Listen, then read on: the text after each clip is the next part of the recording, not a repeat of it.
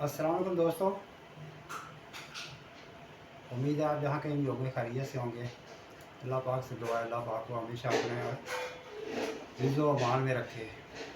दोस्तों मैं हूँ मोहम्मद असलम कोकर, आपकी खिदमत में हाज़िर। दोस्तों आज हम जिक्र करेंगे पाकिस्तान के अज़ीम मौसीक़ार जनाब ख्वाजा खुर्शीद अनवर साहब का। तो शुरू करते हैं। ख्वाजा खुर्शीद अनवर साहब 1912 को मियाँ वाली पंजाब के शहर मियाँ वाली में पैदा हुए।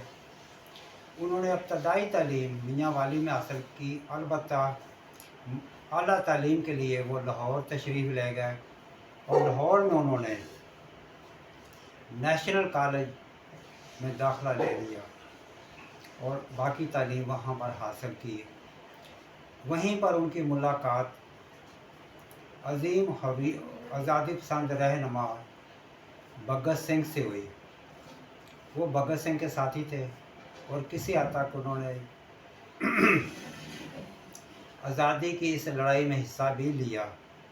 यही सबब था कि 1929 में जब भगत सिंह और उनके साथियों पर लाहौर में असला साज फैक्ट्री केस बनाया गया, यानी हथियार बनाने की फैक्ट्री, बम बनाने की फैक्ट्री पकड़ी गई, तो भगत सिंह के साथ साथ ख्वाजा खुर्शीद अनवर का नाम भी उसमें आया।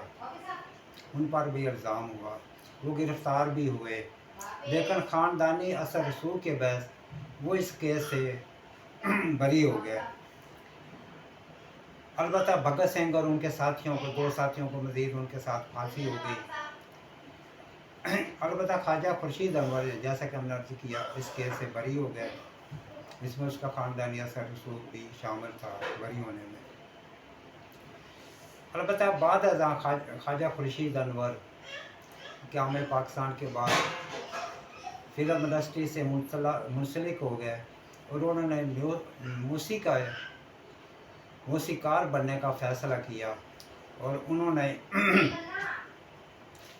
बहुत सारी फिल्मों की मौसीक़ी दी, जिनमें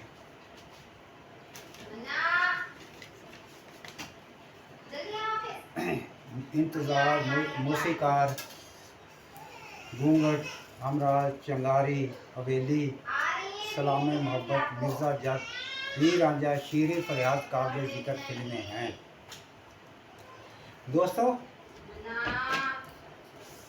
उन्होंने जितनी भी फिल्मों में मौसीक़ी दी, म्यूज़िक दिया, वो सब के सब शाहकार फिल्में करार पाई और उनकी मौसीक़ी जो थी, जो इनकी मौसीक़ी में गाने गवाए गए, वो तमाम के तमाम गाने सुपर हिट करार पाए।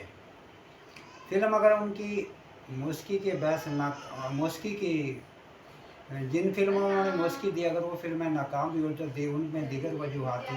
अलबत्ता उनका म्यूज़िक जो था, उनकी मौसीक़ी थी, वो शाहकार साबित हुई। दोस्तों उन्होंने 227 फिल्मों की मौसीक़ी दी, 3 फिल्मों में हिदायतकारी की, 6 फिल्मों की उन्होंने फिल्म साजी भी की, यानी उन फिल्मों में उन्होंने सरमाया भी लगाया।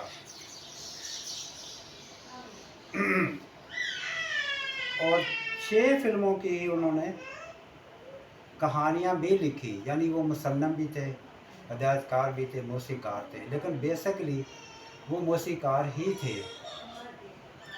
अलबत्ता जब हीर रांझा फिल्म बनाने का ऐलान हुआ, ख्वाजा मसूद परवेज़ ने उस फिल्म को बनाने का ऐलान किया, तो अजाज़ इसके फिल्म साज थे, अजाज़ दुरानी साहब, जो नूरजहाँ के शोहर भी थे, बाद अज़ां उनकी तलाक हो गई, लड़की हो गई, तो उन्होंने इस फिल्म में हीरोइन के लिए नगमा बेगम को लेने का फ़ैसला किया।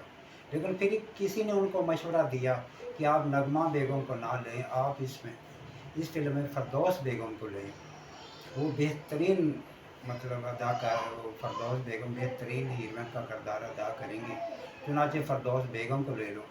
दोस्तों फ़रदौस बेगम को अगर लिया जाता तो कोई मसला था, लेकिन यहाँ एक और मसला खड़ा हो गया। जब फ़िरदौस बेगम को इस फिल्म में लेने का फ़ैसला किया गया, तो हुआ ये कि फ़िरदौस बेगम और नूरजहां के दरमियान नाराज़गी थी, और बड़ी शदीद नाराज़गी थी। और नूरजहां ने यहाँ तक कह रखा था, या फ़ैसला किया हुआ था, कि जो गाना फ़िरदौस बेगम पे फिल्म बंद किया जाएगा, मैं वो गाना नहीं गाऊंगी। और ऐसा ही चल रहा था। अलबत्ता एजाज दुरानी समेत दीगर लोगों ने भी कोशिश की कि हीर रांझा के गाने, जो कि अहमद राय साहब के लिखे हुए हैं, ये गाने नूरजहां बेगम गाएं। लेकिन उन्होंने फ़िरदौस बेगम का जब सुना कि वो हीरोइन का किरदार अदा करे, तो उन्होंने दो टोक अल्फाज में मना कर दिया कि मैं ये गाने किसी सूरत नहीं गाऊंगी। मजबूरी हालत में ये गाने माला बेगम से गंवाने का फ़ैसला किया गया। लेकिन कई दिन हो गए, माला बेगम वो रिज़ल्ट नहीं दे रही थी जो ख्वाजा खुर्शीद अनवर चाह रहे थे। चुनाचे वो खुद नूरजहां के पास गए और उनसे ज़ाती दरख्वास्त की कि मैडम, ये गाने सिर्फ आप ही गा सकती हैं, अगर आप नहीं गाती तो फिर ये हीर रांझा फिल्म बनाने का मकसद भी ख़त्म हो जाएगा। हीर रांझा बनाने के जो कामयाबी के नतीजे हैं और रिजल्ट हैं, वो हासिल नहीं हो पाएंगे, क्योंकि माला बेगम की आवाज़ में वो चीज़ नहीं है जो कि आपकी आवाज़ में वो मेलोडी है, वो सोज़ है, वो उनकी आवाज़ में नहीं नतीजे दे रहा। हमने कोशिश की। चुनाचे मैडम नूरजहां ने वादा किया कि मैं ये गाने गाऊंगी। चुनाचे उन्होंने ये गाने गाए। वो जब वहाँ गई तो माला बेगम को इशारा किया कि आप साइड में हो जाए। चुनाचे नूरजहां बेगम जो हैं, मैडम नूरजहां, वो खुद गाने के लिए बैठी। फिर फ़ज़ाओं में आज तक एक नगमा गूंजता, बल्कि हीर रांझा के तमाम ही गाने गूंजते हैं, और वो गूंजा उस वक्त भी और आज भी गूंज रहा है। और वो गाना था, सुन मंजली दी मिठड़ी तान वे, मैं तो हो गई कुर्बान वे। ये गाना सदाबहार गाना है, बल्कि इस फिल्म के तमाम ही गाने जो हैं वो सदाबहार हैं। अलबत्ता इस फिल्म को नूरजहां के गानों की वजह से एजाज, फ़िरदौस बेगम और अजमल की बेमिसाल अदाकारी के बस एक क्लासिक फिल्म का दर्जा हासिल है। ये film super duper hit film साबित हुई, और आज भी ये सदाबहार फिल्मों में शुमार होती है। हीर रांझा कामयाब तरीन फिल्म करार पाई, लेकिन इसमें सबसे बड़ा 50% अगर हम हिस्सा डालें या शेयर करें तो वो नूरजहां बेगम के गाने थे।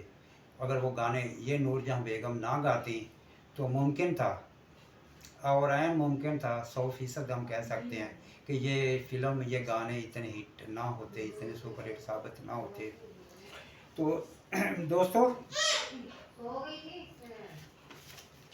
इन्होंने जो मौसीकी दी जनाब ख्वाजा खुर्शीद अनवर ने, इनके लिए मुकाबला बहुत सख्त था। इनके सामने, इनके साथ साथ जो लोग काम कर रहे थे म्यूज़िक की दुनिया में, उनमें फ़िरोज़ निज़ामी थे, रशीद अतरे थे, बाबा जी चिश्ती थे। ये तमाम लेजेंड मौसीकार थे। इन लोगों के दरमियान में अपना बुलंद मकाम बनाना कोई आसान बात ना था, लेकिन ख्वाजा खुर्शीद अनवर ने ये काम किया और खूब किया, और लाजवाब दुनिया तरतीब दी। उनकी एक खूबी ये भी थी कि वो सिगरेट पीते थे तो माचिस अपने हाथ में रखते, और उंगलियां बजाते हुए माचिस की डिबिया पर गानों की धुन जो वो तरतीब देते थे, बनाते थे। ये उनकी खूबी थी, ये उनकी एक मुनफरिद खूबी थी। ये खूबी किसी और में ज़ाहिर नज़र नहीं आती। दोस्तों, 30 अक्टूबर 1984 वो दिन था जब ख्वाजा खुर्शीद अनवर तवील बीमारी के बाद इस जहान फ़ानी से कूच कर गए। इंतकाल के वक्त उनकी उम्र 72 बरस थी, और वो लाहौर में उनका इंतकाल हुआ था। वहीं वो आसूदा खाक है। दोस्तों, हमारी दुआ है अल्लाह पाक ख्वाजा खुर्शीद अनवर को करवट करवट चैन अता फरमाए। ये ज़रूर है कि जब तक दुनिया में मौसीक़ा म्यूज़िक का ज़िक्र होगा, ख्वाजा खुर्शीद अनवर का ज़िक्र होगा, और जब तक लोग म्यूज़िक सुनने वाले हैं, गीत सुनने वाले हैं, गाने सुनने वाले हैं, ख्वाजा खुर्शीद अनवर के गीत सुने जाएंगे, उनका ज़िक्र भी होता रहेगा। दोस्तों, अगर आपको व्लॉग पसंद आए, लाइक कीजिए, शेयर कीजिए, सब्सक्राइब कीजिए, कमेंट्स कीजिए। अल्लाह मेरा आपका और तमाम लोगों का हामी और नासिर हो। अपना, अपने प्यारों का, अपने आसपास के लोगों का, अपने मतहत लोगों का बहुत बहुत बहुत ख्याल रखिए। अल्लाह हम सब का हामी और नासिर हो। अस्सलामु अलैकुम।